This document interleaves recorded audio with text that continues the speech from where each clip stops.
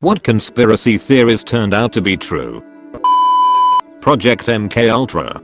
Basically the government was experimenting on people. It is super messed up.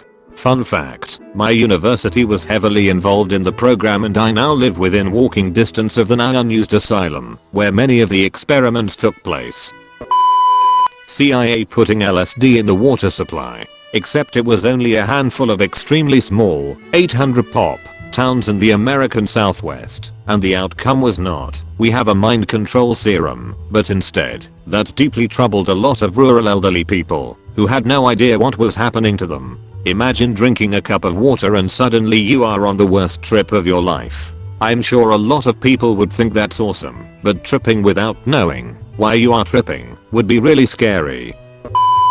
I lived in Oregon in the 70s and 80s. Everyone always talked about how the Evergreen Airport was used by the CIA, but they always denied it. The truth finally came out, and the airport ended up closing afterwards. Hey, I worked there for a while. After my boss got fired, one of our jobs was to shred her files. Well, we took them out of folders and put them into shred bins. No idea what actually happened to them. We were given instructions not to actually look at anything. Two guys stood there while we shredded them to make sure we didn't. My boss had told me that the airline had done hush-hush work for the government, but wouldn't go into detail, and I really didn't believe her until this happened. The CIA has a special gun that shoots dissolvable darts that leave no trace and cause people to get a heart attack. It was dismissed as a conspiracy theory before the gun actually turned out to be true during a trial, where it was demonstrated by CIA operatives. Holy cow. I wonder how many people mysteriously died of heart attacks courtesy of the CIA. Colombia's government and high-rank military officials killed farmers and poor people just to get personnel promoted and support from people. The bodies had uniforms just like the ones guerrilla soldiers used to wear. People started noticing that something was wrong with these guerrillero bodies when the boots in some of the bodies were backwards and a lot of people went missing from villages. Colombia is super corrupt. I think they even found out recently that the high-ranking military were selling weapons to the guerrillas for cash. Many of the weapons were US aid to the Colombian military. I dated a Colombian who had dual citizenship and was super connected to the government. When we were in high school, US, and stuff about his family came up, stories never really added up. I think they just never told him the whole story, ever. Then I visited with him when we turned 18 and I was held up in customs. They took my passport. I got yelled at in Spanish, so I started name dropping big names. All of a sudden they let me go after 45 minutes after that, and finding out his family paid roughly $30,000 to keep him from doing his mandatory military term, I stopped asking questions. Ernest Hemingway believed he was being followed by the FBI. It was passed off as paranoid delusions by the medical community and the world at large, and was allegedly a major contributing factor to his suicide.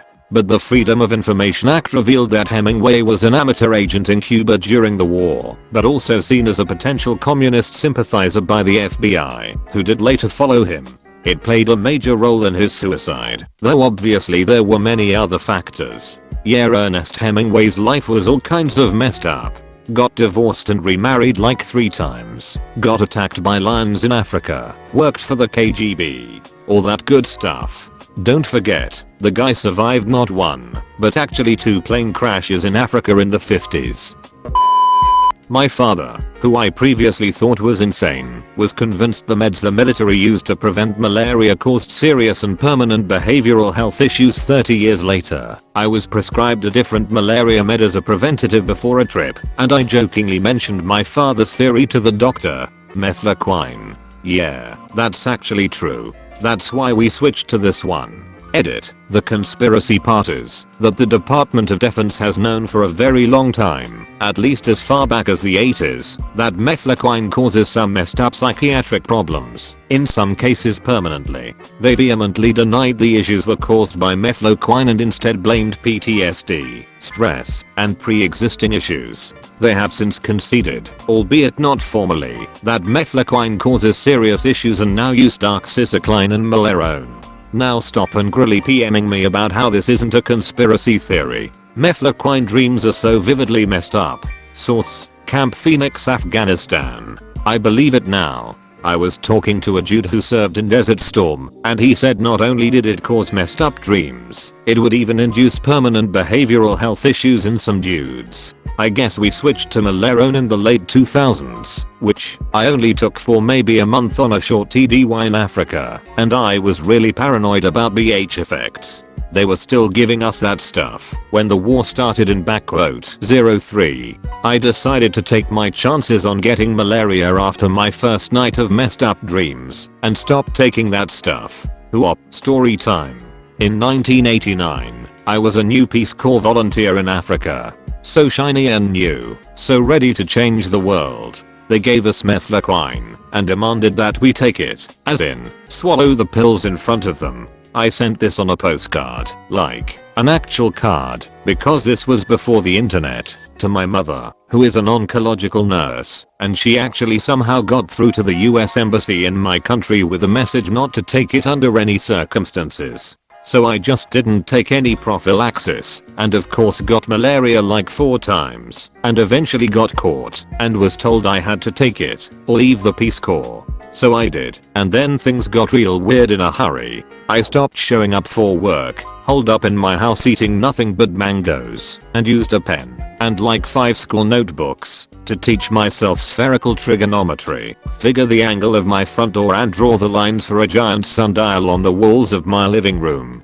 I can remember every detail of this, even now, 30 years later.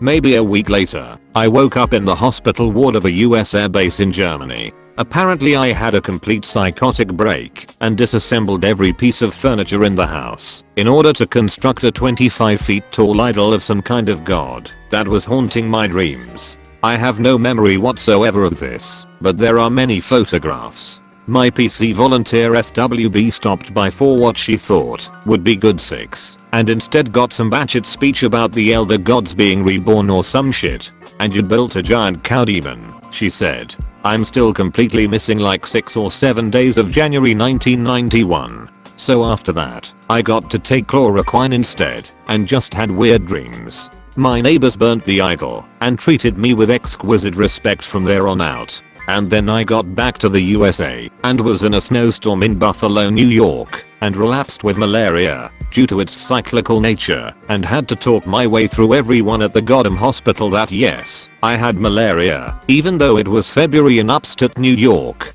That was loads of fun. Edit. I do have photographs, but they're old school printed paper ones from 1991, and they're in a box in my elderly parents' attic. They live 3 hours away, and there's no way I'm going to get my 91-year-old dad to climb into the attic, or still worse, talk him through the technology needed to get an image here. Sorry, wish I had them with me. My grandfather was afraid of moving into a nursing home or living alone. He was convinced people working in elderly medical care were out to get him. A few years later, a local nurse is in the news as a serial killer who believed she was doing the right thing, ending lives early. Around the same time, a home visiting nurse, who was supposed to help him, got frustrated and hit him. So I removed her from the house, which was something he wouldn't have been able to do. After reporting that nurse everywhere, she was still doing home visits for an acquaintance, until I told him to. Angels of death are very real, very prolific, and probably don't get caught as much as people might hope. I suspect plenty unsung killers have a body count that would put Ridgway to shame. Harold Shipman had 215 confirmed, estimated 250, mostly elderly women. Your phone is listening to you, even when you aren't using it. Case in point, my friend was telling me, in person, about some alternative to PayPal she found. This same company was then advertised to me later that day despite my never looking it up. It's not even available in my country. Playing football causes brain damage. They knew since the 80s, but it was becoming such a juggernaut that they climate change denied it. You'd have to be an idiot to think it didn't cause brain damage. You know the whole birds aren't real conspiracy theory? Well, it's funny because there was a thing in the 1960s called Project Acoustic Kitty where the CIA wanted to put microphones and transmitters inside of cats and use them to spy on the Soviets. It cost about $20 million and was a huge failure, and allegedly the first cat they wired was hit by a car and killed very soon after they let it go. Now I'm not saying that birds are being used to spy on us, but it's crazy to think that the government did actually try something like that. So actual proof that our tax dollars are being well spent. I feel so much better now. I would have enjoyed listening in on that brainstorm meeting, though.